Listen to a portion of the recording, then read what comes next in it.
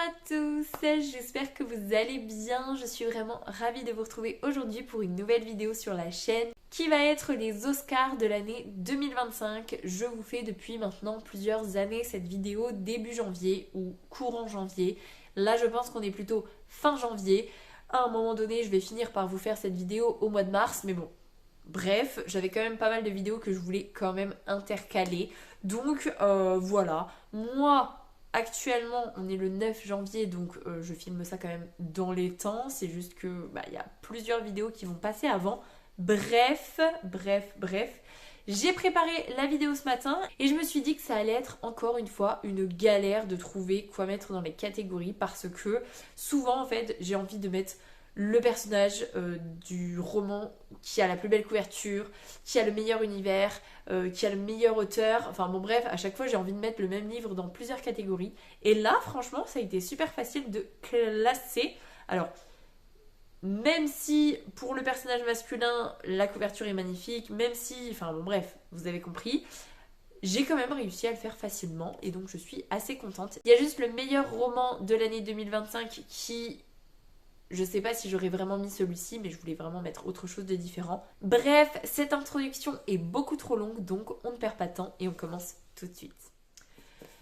Je me munis de mon carnet avec les différentes catégories. Et donc, première catégorie, c'est le meilleur personnage masculin. Et donc là, bien évidemment, ça a été une évidence. Une évidence. J'aurais pu mettre un autre personnage, mais c'est déjà le personnage masculin que je vous avais mis en 2024. Donc du coup, on change un petit peu.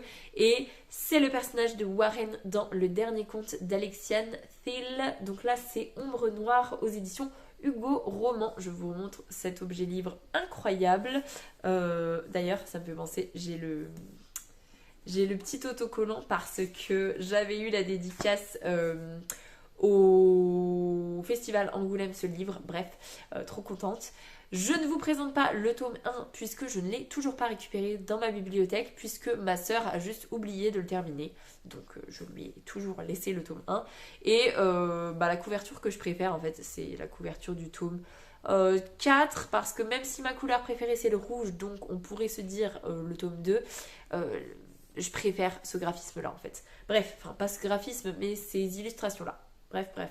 En tout cas, le personnage de Warren, je le trouve super drôle, super attachant, avec une évolution incroyable. Et donc pour moi, c'est clairement le bon gars qui a tous les traits de caractère pour me plaire et surtout qui est valeureux alors qu'il se considère comme plutôt lâche et pour autant il arrive à trouver de la force en lui, du courage en lui face à des situations qui sont vraiment très critiques et où on pourrait comprendre qu'il décide de fuir tout simplement et là pas du tout. Incroyable, lisez la saga du dernier conte, c'est franchement pépite et je suis trop contente d'avoir fait la découverte de cette saga sur l'année 2025 puisque j'ai lu les 4 tomes en 2025. Je vous la conseille encore une fois chaudement.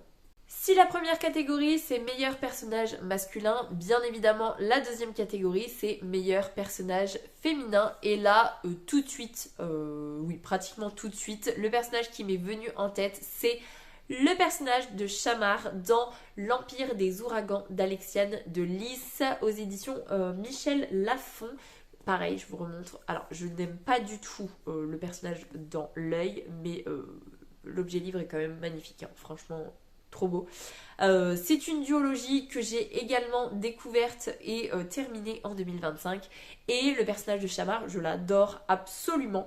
Puisque on est sur déjà un personnage qui souffre énormément dans sa jeunesse, qui a beaucoup de casseroles, qui est devenu aveugle et ça je trouve ça trop bien de la suivre dans un royaume qu'elle ne connaît pas, avec des personnages qu'elle ne connaît pas, avec aucun point d'appui de là où elle vient puisque personne n'est autorisé à la suivre et le fait qu'elle soit aveugle, en fait je trouve ça trop bien parce que elle va puiser dans ses ressources, elle va bluffer un peu tout le monde aussi parce que tout le monde s'attend qu'une fille de la colère elle soit super désagréable et en fait bah non, elle est super sympa et franchement j'ai adoré son personnage, j'ai adoré son évolution aussi.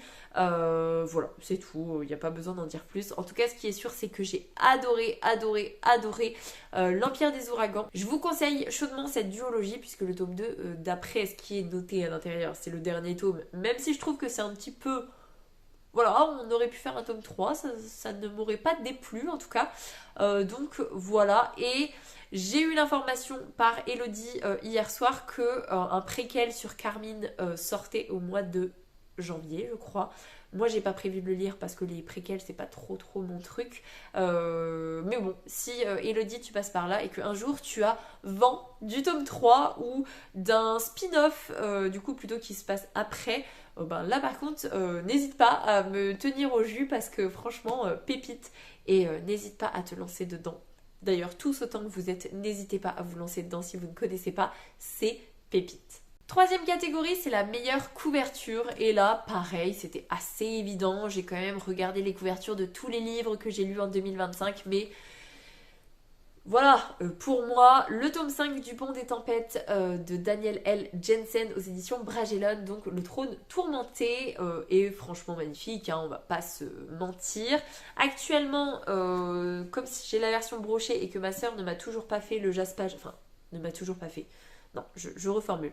Comme ma soeur ne m'a pas encore fait le jaspage, puisque bah on n'a pas eu l'occasion, je l'ai récupéré assez tardivement, puisqu'il est sorti il n'y a pas si longtemps, et que en plus le jaspage du tome 4, elle ne me l'a pas encore fait, je pense qu'elle fera déjà le tome 4, si elle est d'accord d'ailleurs. Je sais qu'elle ne passera pas par là parce qu'elle ne regarde pas mes vidéos, mais voilà, si elle est d'accord pour me continuer les jaspages, ce serait avec grand plaisir. En tout cas, je le trouve déjà magnifique comme ça, mais je vous cache pas que quand elle m'aura fait le jaspage, moi je pense, alors dites-moi ce que vous en pensez. Je sais que pour la reine traîtresse, je lui avais demandé de me faire l'inverse de la couverture. La couverture elle est jaune avec des trucs rouges et du coup elle m'a fait le jaspage rouge avec des volutes jaunes de mémoire.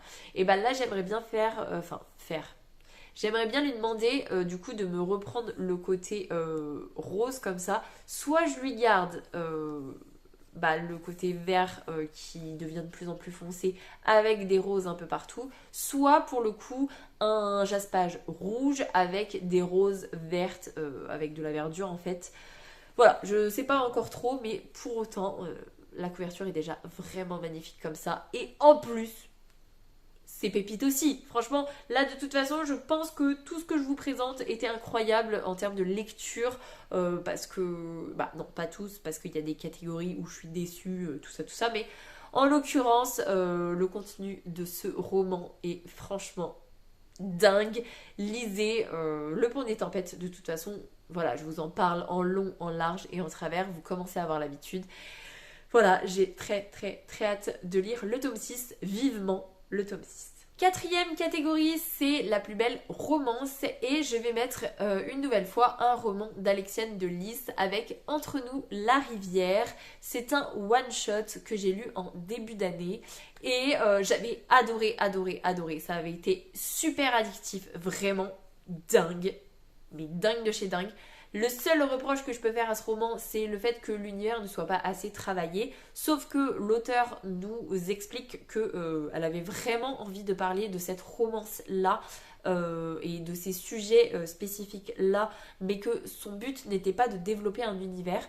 Donc j'accepte, c'est son choix. Et la romance est tellement mignonne puisqu'on a vraiment...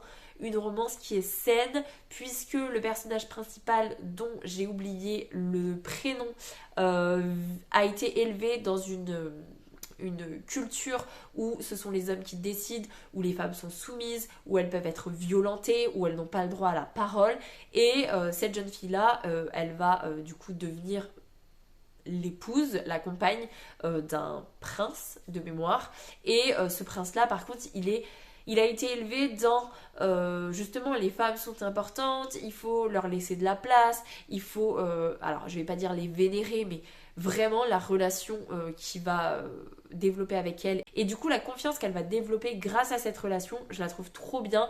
Et c'est chouette aussi de voir des romances où au final, enfin des romans où la romance, elle va pas poser problème parce que y a quelqu'un dans le couple qui fait quelque chose, qui fait de la merde ou quoi que ce soit. Là, les péripéties, elles viennent d'ailleurs, mais la romance, elle reste trop bien et c'est trop chouette d'avoir de la romance comme ça. Donc voilà, franchement, Entre nous la rivière, ça vaut vraiment le coup. C'est une lecture qui se fait super vite, qui est très addictive, qui parle de sujets quand même assez compliqués puisqu'on parle de violence conjugale, de violence faite aux enfants, de mutilation même on pourrait dire, donc franchement pas évident, mais j'ai adoré et je vous le conseille encore chaudement. Cinquième catégorie, c'est le livre le plus effrayant et là vraiment pas facile parce que déjà j'ai pas écouté de thriller ou de polar cette année, voilà. J'ai pas écouté de Stephen King qui fasse vraiment peur en fait, qui soit vraiment effrayant. Et du coup, j'ai décidé de vous reparler du Lac de nulle part de Pete Fromm. On n'est pas du tout sur un récit qui fait peur, mais c'est vrai que ces enfants qui partent avec leur père pour un dernier voyage au travers des lacs gelés d'Alaska, enfin des lacs qui ne sont pas encore gelés au début, mais qui finissent par le devenir parce qu'ils partent beaucoup trop tard dans la saison et où ils vont subir une tempête de neige, ils vont se retrouver tout seuls en mode survie. Il y a un petit côté effrayant. Franchement, je me suis sentie mal. D'ailleurs, rien que de vous en parler, j'ai des frissons tellement j'ai eu froid pendant cette lecture. Et il y a un côté quand même assez palpitant de est-ce qu'on va s'en sortir? Et c'est pas est-ce qu'ils vont s'en sortir, c'est est-ce qu'on va s'en sortir. Parce qu'on se sent totalement prise avec les personnages. En tout cas, moi, c'est le ressenti que j'ai eu. Et il y avait le côté effrayant de est-ce qu'on va s'en sortir? Et est-ce qu'on va pas perdre un membre de notre équipe sur le trajet? Bon, j'avais pas trop de crainte concernant ma propre survie parce que bon, j'avais quand même conscience que je ne faisais que de lire un livre, même si j'étais complètement dedans. Mais voilà, franchement, pépite, Pete Fromm, de toute façon, c'est un auteur que j'adore. Voilà, je n'ai lu que 3 romans de lui, mais à chaque fois, ça a été pépite, avec plus ou moins d'émotions. Celui-ci, beaucoup moins d'émotions, torrent de larmes, mais des émotions autres. Et franchement, trop bien. Donc, si vous voulez du contemporain, assez familial, froid, très très froid, avec le côté effrayant de survie, franchement, n'hésitez pas parce que c'est juste pépite. Ensuite, c'est le livre le plus émouvant et alors là, je pense clairement que c'est parce que émotionnellement, ça m'a... En fait, quand j'ai lu le nom de la catégorie, d'ailleurs, je fais une parenthèse, je sais pas si je vous l'ai dit, le tag des Oscars, je sais plus du tout sur quelle chaîne je l'avais pris il y a des années quand je l'avais récupéré. Donc je le tire de quelqu'un, hein, c'est pas moi qui l'ai inventé, je le tire de quelqu'un, mais je ne sais plus de qui. Je vais essayer de retrouver et de vous mettre en commentaire du coup de où je tire ce tag au final. Je sais plus du tout, je ne sais plus du tout. Bref. Donc la catégorie suivante, c'est le livre le plus émouvant. Et donc là, c'est au vu de ce qui s'est passé dans mon année 2025, du moment où je l'ai lu. Si vous avez suivi les vlogs, si vous avez suivi les updates lecture, je pense que vous pouvez peut-être deviner de quel livre je vais vous parler.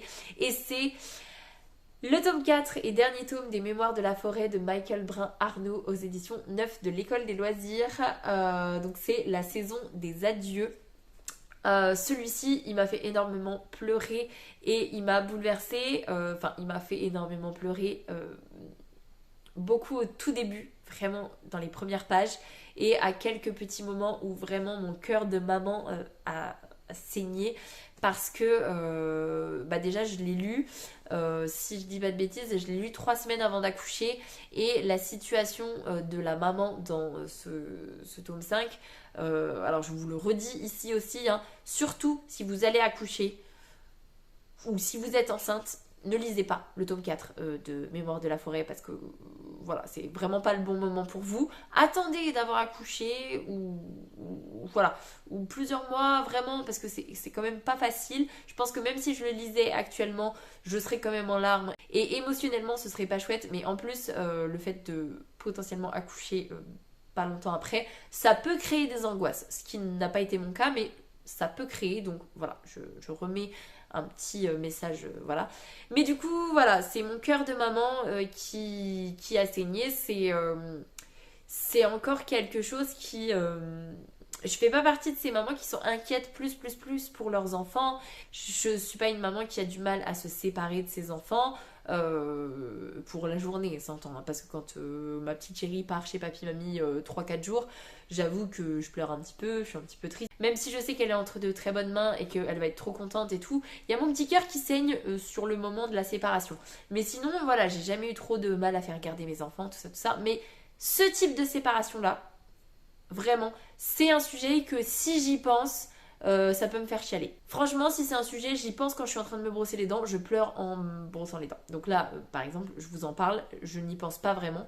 Enfin, je pense à la situation de la maman dans ce livre-là, et donc je ne pleure pas. Mais si je pensais à moi qui vis cette situation, ou en l'occurrence qui ne vit plus cette situation-là, voilà, ça me ferait pleurer. Bref, en tout cas, Mémoire de la forêt, pépite aussi, trop contente d'avoir terminé cette saga, franchement, je voulais pas la lire. Et ben encore une fois, je suis contente d'avoir cédé et d'avoir fini par la découvrir parce que c'est juste trop mignon et je vous remontre, mais vraiment, les objets livres sont trop mignons, mais vraiment trop mignons.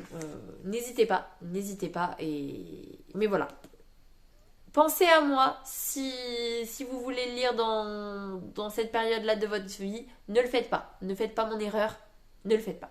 Ensuite, c'est la catégorie meilleur univers. Et donc là, bien évidemment, l'univers de Echo de Marianne LTR aux éditions Iméris. Donc là, c'est le tome 2. La mémoire des pierres. Donc voilà, pareil, la couverture, elle est incroyable. J'aurais pu mettre tellement de couvertures dans meilleure couverture. Mais je voulais vraiment que Echo fasse partie du meilleur univers parce que c'est dingue en fait. Ça change tellement de ce qu'on a l'habitude. On est sur des pierres qui donnent des pouvoirs à certains élus qui sont considérés presque comme des dieux. On suit Echo qui vient de basse cité, donc du fond du peuple, et qui est emmenée à Pandore. Et vraiment, elle va voir toute cette société, tout ce fonctionnement qui est pourri jusqu'à la moelle. Il va y avoir des relations incroyables entre les personnages. Il va y avoir des morts. Je vous le dis, vous allez avoir votre cœur qui va éclater, qui va être piétiné, qui va saigner. Vraiment, c'est dur à lire, mais c'est trop bien. J'ai adoré cette saga. Trop bonne découverte. Trop contente de l'avoir découverte en 2025. Clairement, ça aurait pu être ma saga chouchou, j'aurais pu le mettre sur le podium, mais comme je vous dis, j'essaye de mettre des livres différents à chaque fois, et je voulais absolument le mettre dans meilleur univers, donc voilà. Ensuite, c'est ma plus grosse déception, on va passer très vite puisque c'est un livre que j'ai abandonné, c'est Le premier jour du reste de ma vie de Virginie Grimaldi que j'ai commencé à la maternité, je m'en souviendrai toute ma vie du coup. J'ai lu 3 chapitres, j'ai arrêté parce que je me suis dit mais qu'est-ce que c'est que cette écriture? Je ne reconnais pas du tout Virginie Grimaldi, même si je n'ai lu qu'un seul livre d'elle qui était Le parfum du bonheur est plus fort sous la pluie, que j'avais adoré. Et ben là, du coup, plus grosse déception parce que franchement, ça ne l'a pas fait. Alors peut-être que ça l'aurait fait si j'avais poursuivi après les premiers chapitres, mais voilà, pas du tout fait. Donc, bah écoutez, voilà, c'est tout, ça ne l'a pas fait. On passe à la suite. Ensuite, c'est la plus grosse surprise. Et là, il fallait absolument que je vous parle de cette saga parce que saga coup de cœur aussi de mon année 2025. Et j'aurais pu aussi la mettre en saga, meilleure saga de 2025. Mais bon, voilà. Je vais le mettre en plus grosse surprise parce que franchement, je ne m'attendais à rien. Je ne savais plus de quoi ça parlait. Vraiment, j'étais même à 2 doigts de ne jamais lire cette saga. Et c'est Les voleurs de fumée de Sally Green aux éditions J'ai lu. C'est ici le tome 1, mais j'ai lu toute la trilogie quasiment d'affilée parce que franchement, pépite incroyable. Donc on a 5 destins, une princesse, un soldat, une chasseuse, un traître et un voleur. On est dans un univers où la fumée de démons est une drogue en fait. C'est totalement interdit en fait. Et il va y avoir des complots, il va y avoir des guerres, il va y avoir des alliances, des trahisons, Oh, c'est incroyable. Les personnages sont fous et c'était vraiment dingue. J'ai adoré. Énorme coup de cœur pour la trilogie. Et pour autant, j'étais prête à ne pas la lire tellement je me disais, oh, Est-on vraiment obligé? Eh ben oui, et je les ai même achetés en papier les 3 parce qu'en fait, je les ai lus sur liseuse et il me les fallait dans ma bibliothèque. Je ne pouvais pas vivre sans les voleurs de fumée dans ma bibliothèque. Donc, lisez les voleurs de fumée et venez me dire en commentaire si vous aussi ça a totalement matché, si vous connaissez pas, parce que pépite pour moi, vraiment au top.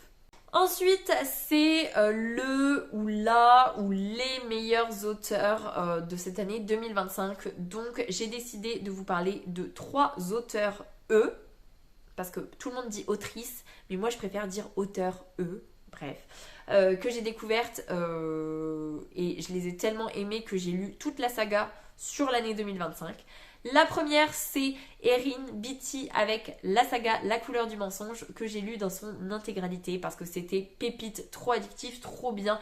Et je suis tellement contente d'avoir découvert la plume de Erin Beatty qui, malgré tout, aurait pu plus travailler l'univers de La couleur du mensonge. Mais pour autant, j'ai adoré. J'aurais pu mettre le personnage de Sage. C'est Sage qu'elle s'appelle ? Je crois que c'est Sage. De Sage en personnage féminin top. Même si elle m'a agacée dans le tome 3. Je crois que dans le tome 3, elle m'agace. Pas trop dans le 2. Je sais plus, dans le tome 2 ou dans le tome 3. Il me semble que c'est le tome 3, elle m'a un peu agacée. Mais voilà, trop bien. Donc je me dirigerai totalement vers d'autres écrits de l'auteur parce que juste pépite. Ensuite, bien évidemment, il y avait la découverte de Sally Green avec Les voleurs de fumée, mais je viens de vous en parler, donc voilà. Mais j'avais envie de rementionner Sally Green parce que vraiment, pépite absolue. Et pour finir, j'avais bien évidemment envie de vous reparler, encore une fois, de Marianne LTR avec la saga Echo, qui pareil, voilà, je vous en ai parlé juste avant, incroyable. Découvrez ces 3 auteurs qui sont juste génialissimes. J'ai trop hâte de lire la prochaine sortie de Marianne LTR. Je sais qu'elle est sur un truc, je sais qu'elle est peut-être en correction, tout ça, mais trop hâte. Bref, lisez Marianne LTR. Lisez Sally Green, lisez Erin Beatty, c'est juste pépite.